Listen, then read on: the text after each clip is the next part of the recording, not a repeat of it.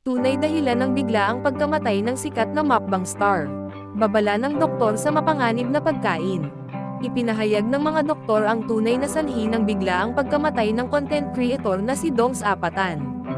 Ayon sa ulat ng GMA Network, inamin ng pamilya ni Dongs na alam nilang mayroon siyang mataas na presyon ng dugo, ngunit hindi nila ito napigilan sa kanyang labis na pagkain.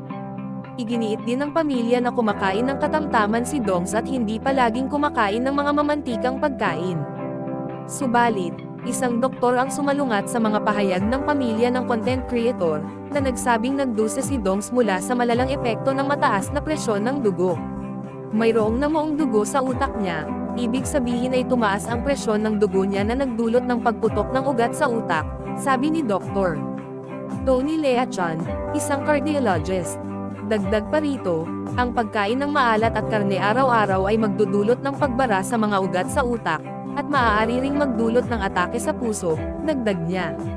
Binigyang diin din ni Dr.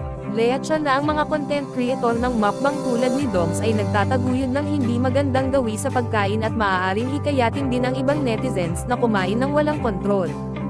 Ito'y isang aral para sa ating lahat. Kapag naging ugali na ito, ang iyong mga gawi ang magdidikta ng iyong asal, at ang iyong asal ang magtatakda ng iyong kapalaran.